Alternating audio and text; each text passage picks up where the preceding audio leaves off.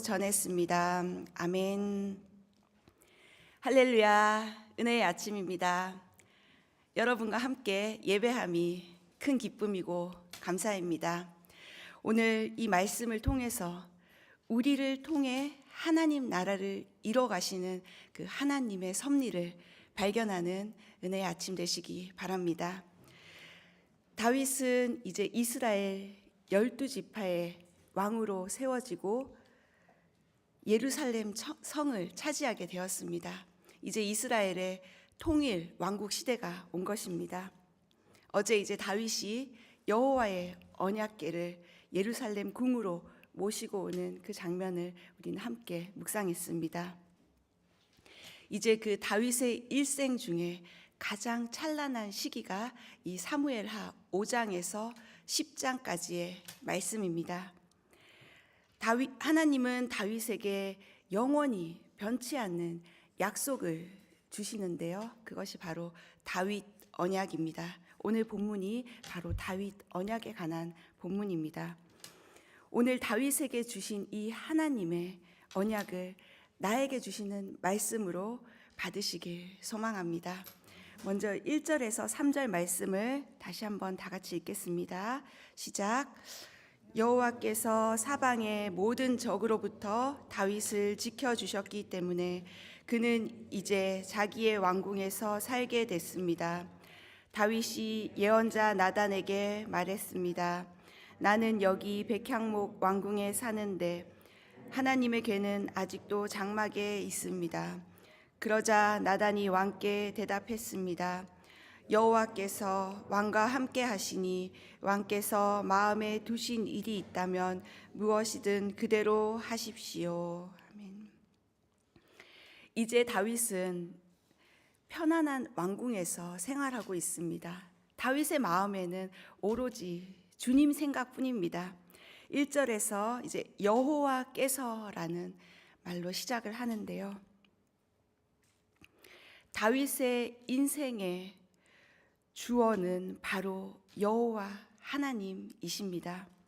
여호와께서 사방의 모든 적들로부터 다윗을 지켜주셨다는 것입니다. 제가 좋아하는 문구 중에도 하나님이 주어가 되면 인생이 달라집니다 라는 문구가 있는데요. 여러분의 인생에서도 하나님이 주어가 될 수 있길 바랍니다. 그때 여호와께서 여러분의 인생을 모든 적들로부터 지켜주실 것입니다. 다윗이 이 편안한 생활 가운데서 한 가지 아이디어가 떠올랐습니다.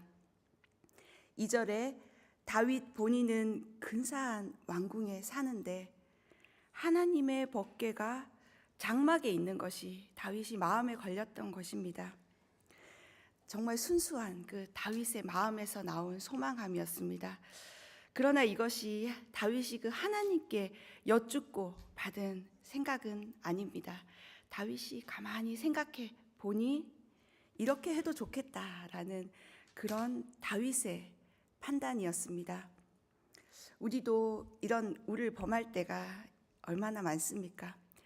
그러나 큐티하면 하나님이 하나님의 생각을 우리에게 가르쳐 주십니다. 3절에서 나단 선지자도 이제 옆에서 동조를 합니다. 왕이 좋은 대로 하십시오. 그리 나쁜 분위기는 아닙니다. 왕궁에서 이제 다윗이 제안을 했고 나단도 네, 임금님이 좋은 대로 하십시오. 이렇게 좋게 흘러가는 분위기입니다. 그러나 우리의 모든 일에 있어서 이것이 정말 하나님의 뜻인지 아닌지를 항상 확인하는 과정이 꼭 필요합니다. 하나님은 우리의 제사보다도 우리의 순종을 더욱 기뻐하시는 분이십니다. 이제 이 둘의 대화를 듣고 하나님께서 그날 밤에 나단에게 찾아오십니다. 그리고 하나님은 나단을 통해서 하나님의 뜻을 자세하게 가르쳐 주십니다. 그것이 4절에서 7절 본문인데요. 다 같이 4절에서 7절 본문을 함께 읽어보겠습니다. 시작. 그날 밤 여호와께서 나단에게 오셔서 말씀하셨습니다. 가서 내 종 다윗에게 말하여라. 나 여호와가 말한다. 내가 나를 위해 내가 있을 집을 지어주겠느냐. 내가 이스라엘 자손들을 이집트에서 이끌어낸 그날부터 오늘까지 나는 집에 있은 적이 없고 장막이나 회막을 거쳐 삼아 이리저리 옮겨 다녔다. 내가 온 이스라엘 자손들이 옮겨가는 곳마다 내 백성 이스라엘을 돌보라고 명령한 이스라엘 지파 가운데 누구에게든 왜 내게 백향목 집을 지어주지 않느냐고 말한 적이 있느냐. 아멘. 다윗에게 하나님은 직접 말씀하시지 않고 오늘 나단을 통해서 말씀하십니다. 때로 하나님은 이렇게 다른 사람을 통해서 메시지를 주실 때가 있습니다. 그래서 교회 공동체가 중요합니다. 우리는 우리의 어떤 선한 대화와 나눔도 하나님의 뜻인지 아닌지 서로 중보하고 묻는 공동체가 되어야 합니다. 숙모임 때 저희가 나쁜 말 하는 거 아니잖아요. 다 좋은 얘기, 선한 의도로 얘기하는데 그것이 정말 하나님의 뜻인지 아닌지 서로 묻고 중보하는 그 숙모임, 공동체가 중요한 것입니다. 그래서 하나님은 반드시 우리에게 말씀하시고 가르쳐 주시는 분이기 때문에 서로를 위해서 이런 중보 기도를 우리는 할 필요가 있습니다. 그런데 오늘 하나님은 이 순수했던 다윗의 마음을 허락하지 않으십니다. 하나님은 다윗이 좋게 생각했던 그것을 있는 그대로 받지는 않으신 것입니다. 오늘 그 이유에 대해서는 여러 가지 이야기가 있는데 3가지 정도로 요약해 볼 수 있습니다. 한 가지는 하나님은 어디에나 계신 분이기 때문에 한 공간에 가둘 수 있는 분이 아닙니다. 그래서 이렇게 성전 건축을 보류함으로 인해서 이스라엘 백성에게 하나님에 대한 바른 지식을 가르쳐주고 싶으셨던 것입니다. 또 이스라엘 백성을 향한 또 하나님의 배려이시기도 합니다. 지금까지 그 이스라엘 백성들은 많은 전투를 통해서 이스라엘 왕국이 이제 세워졌잖아요. 그래서 백성들이 많이 전쟁으로 인해서 지친 상황인데 또다시 성전 건축을 하게 되면 얼마나 그 백성들이 힘이 들겠습니까? 그래서 하나님은 또 그런 배려를 하셨습니다. 또 3번째는 역대상 22장 8절 말씀에 그 이유에 대해서 정확히 나오고 있는데요. 다윗의 손에 너무 많은 피가 묻었다는 것입니다.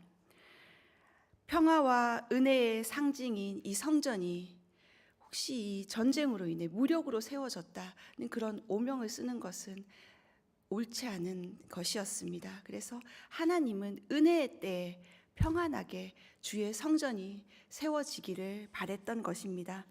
이런 이유에서 다윗 성전 건축이 뒤로 미뤄지게 되었는데 하나님의 선한 뜻으로 시작했다 할지라도 하나님은 가장 최선의 때에 최선의 방법으로 하나님의 일을 이뤄 가십니다.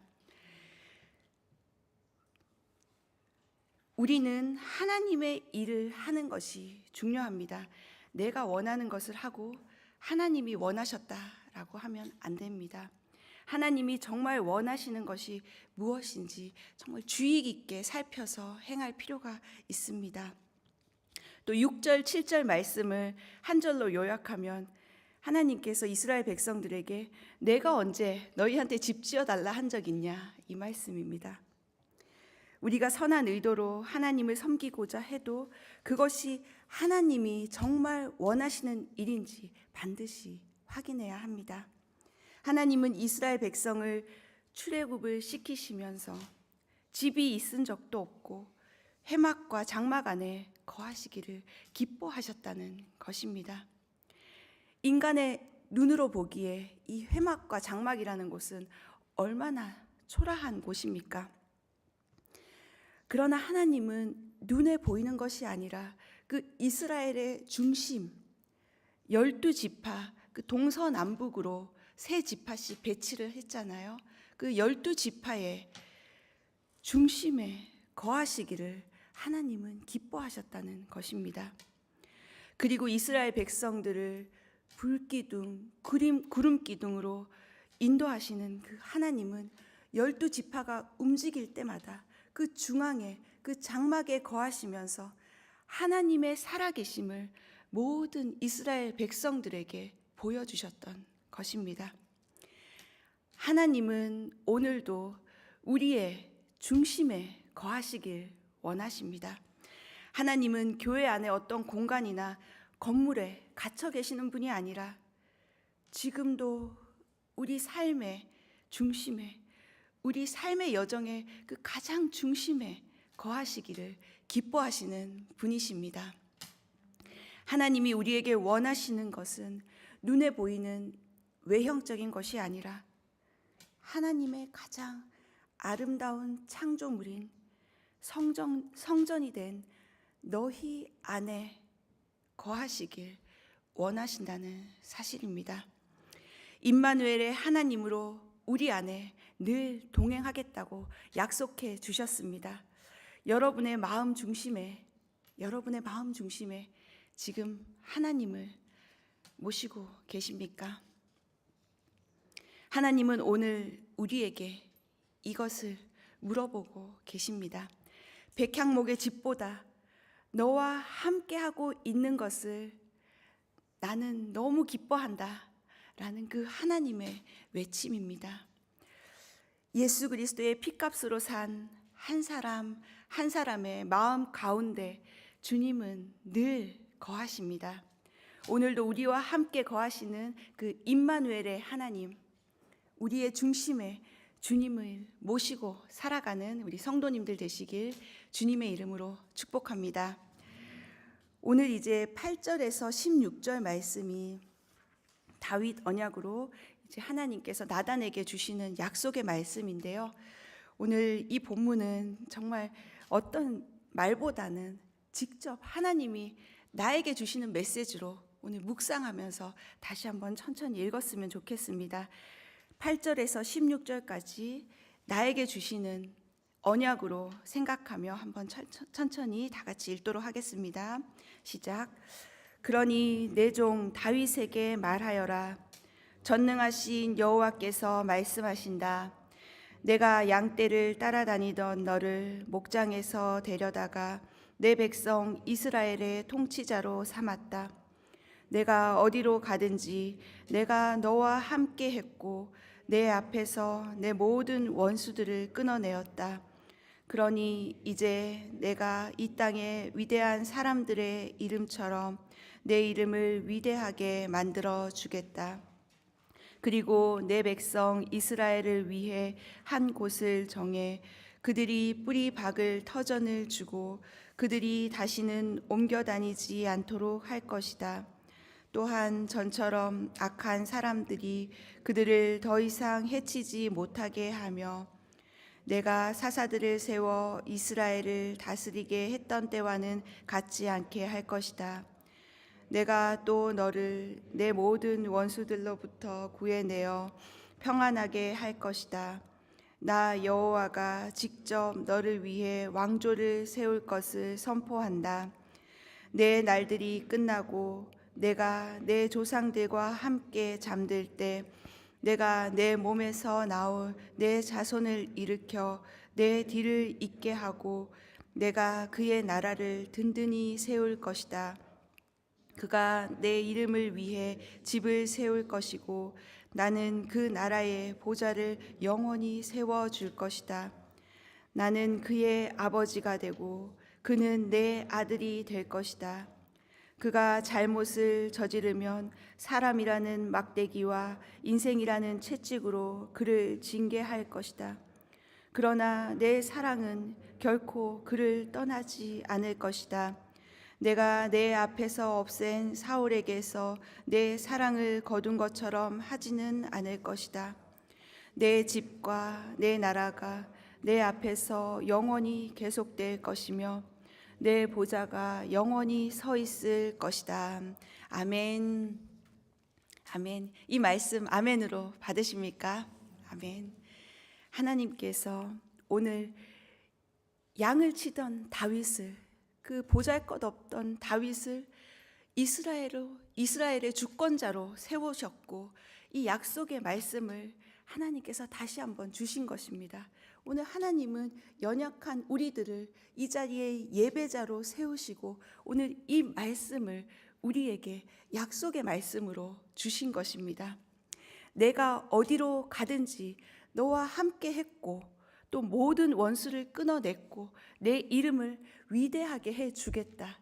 이 말씀 안에 다윗의 과거와 현재와 미래가 담겨져 있습니다. 오늘 이 약속의 말씀을 여러분의 과거와 현재와 미래가 담겨진 약속의 말씀입니다. 아멘. 다시는 옮겨 다니지 않도록 하며 악한 사람들이 더 이상 너희를 해치지 못하게 하며 사사시대와 같이 그 혼란한 상황에 너희를 두지 않을 것이며 모든 원수들로부터 구해내어 평안하게 할 것이다 라고 하나님은 오늘 약속해 주십니다. 하나님은 신실하십니다. 그리고 11절 하반절에 보면 여호와가 직접 너를 위해 왕조를 세울 것이다 라고 합니다. 믿음의 가문을 너를 위해 짓겠다고 선포해 주신 것입니다. 하나님을 위해 집을 세우고 싶었던 그 다윗에게 하나님이 오히려 다윗을 위해 집을 세워주겠다라고 약속하십니다. 우리는 하나님을 만족하게 할 수 없습니다. 우리 생각으로는 할 수 없습니다. 그러나 하나님께서 오히려 우리를 만족하게 해주신다는 사실입니다. 오늘 이제 이렇게 배너도 있고 꽃장식도 화려하게 했는데 집사 임직식이 저희 교회에서 있습니다. 우리가 새로운 출발을 할 때 여러 가지 많은 결심을 하죠. 비장한 각오들이 있을 수 있습니다. 그러나 가장 중요한 것은 우리 마음의 중심에 하나님을 모시는 것입니다. 예배가 중심이 되고 말씀이 중심이 되면 하나님께서 우리 가문을, 우리 집안을 튼튼히 세워가신다는 사실입니다. 오늘 다윗에게 주신 이 언약이 우리 집사님들 한 사람 한 사람에게 주시는 언약이 되길 주님의 이름으로 축복합니다. 그런데 하나님께서 이 약속하신 다윗의 왕조는 인간의 눈으로 보면 이미 끝난 것처럼 보입니다. 다윗 왕가는 기원전 586년에 바벨론의 침공으로 인해서 무너지고 말았습니다. 이스라엘이 끝난 줄 알았습니다.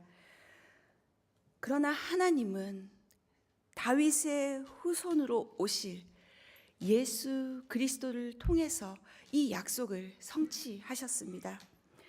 예수 그리스도가 다시 오셔서 다스리시는 영원한 나라, 성도가 영원히 거하게 될 그 새 예루살렘에 대한 약속을 하나님은 우리에게 주신 것입니다. 하나님은 우리가 품은 소망보다 더 크고 놀라운 일을 행하시는 분이십니다. 오늘 12절 13절에서 다윗의 후손으로 그의 나라가 든든히 서갈 것이라고 세운다고 하나님은 약속하십니다.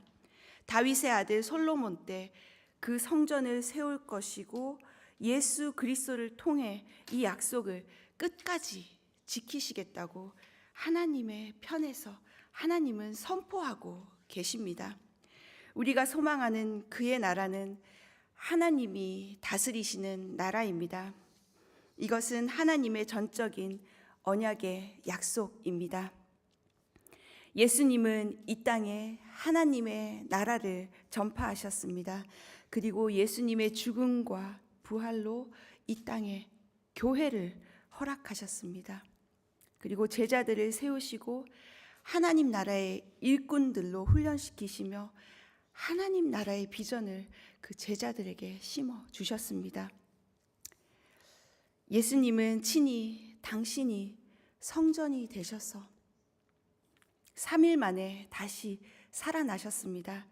부활의 주님은 우리 안에 거하시며 그 나라를 위해 그 나라를 위해 지금도 우리로 하여금 살아가게 하십니다. 고린도전서 3장 16절 말씀에 이런 말씀이 있습니다. 여러분은 자신이 하나님의 성전인 것과 하나님의 성령께서 여러분 안에 거하시는 것을 알지 못합니까? 바울은 우리를 성전이라고 선언합니다. 오늘 좌우에 계신 분과 이렇게 한번 인사 나눕시다. 당신은 하나님의 성전입니다. 당신은 하나님의 성전입니다. 아멘. 성전의 중앙에는 항상 법궤와 언약궤가 있습니다. 이것은 아주 큰 영적 의미가 있습니다. 성전된 우리 안에 하나님은 말씀으로 거하시길 원하신다는 사실입니다. 주의 말씀을 담는 그 성전, 날마다 주의 말씀을 가까이 하며 묵상하는 삶을 하나님은 기뻐하십니다. 14절에 보면 하나님은 우리의 아버지가 되어주신다고 약속하십니다. 영원한 우리의 아버지가 되시는 하나님. 그리고 또 14절에 재미있는 표현이 나오죠. 사람이라는 막대기와 인생이라는 채찍으로 우리를 인도하신다는 것입니다.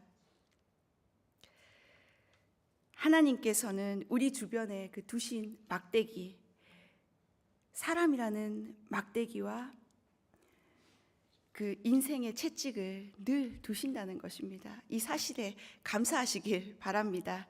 이것은 우리를 골탕 먹이려고 하는 것이 아니라 우리에게 결코 너를 떠나지 않고 내가 늘 함께하고 있다라는 것을 가르쳐 주시기 위한 하나님의 특별한 방법이라는 사실입니다. 하나님은 우리의 좋은 아버지 되십니다. 믿음으로 살려고 하다 보면 이런 사람들이 꼭 주변에 있습니다. 피한다고 없어지는 것이 아닙니다. 고난이 왔다고 포기하지 마십시오. 불평하지 마십시오. 오늘 내 삶에 다가온 이 막대기, 채찍에 감사하는 하루 되시길 바랍니다. 그때 우리는 하나님의 섭리를 발견할 수 있고 감사할 수 있다는 것입니다.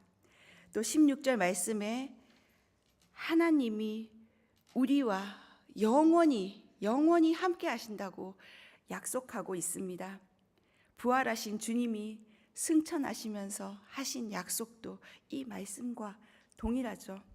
볼지어다 내가 세상 끝날까지 항상 영원히 너희와 함께 할 것이다. 끝날까지 함께 하시는 이 하나님의 약속, 임마누엘의 하나님이 지금도 우리의 삶에 함께 하고 계시다는 사실입니다. 오늘 나단을 통해 주신 이 약속은 하나님께서 우리에게 주신 약속입니다. 이 약속은 과거에도 현재에도 그리고 앞으로도 영원히 변하지 않는 살아있는 하나님의 약속의 말씀입니다. 우리는 이 예수 그리스도의 나라, 이 나라에 살고 있는 천국 백성으로서 하나님의 말씀에 귀 기울이고 하나님의 뜻대로 살면서 하나님의 나라를 이루어가는 믿음의 공동체입니다. 이 믿음의 공동체를 감사합시다. 서로 상처 주기보다는 덮어주고 안아줍시다. 우리 안에 거하시는 임마누엘의 하나님을 찬양하며 오늘도 믿음으로 살아가시는 우리 성도님들 되시길 주님의 이름으로 축원합니다.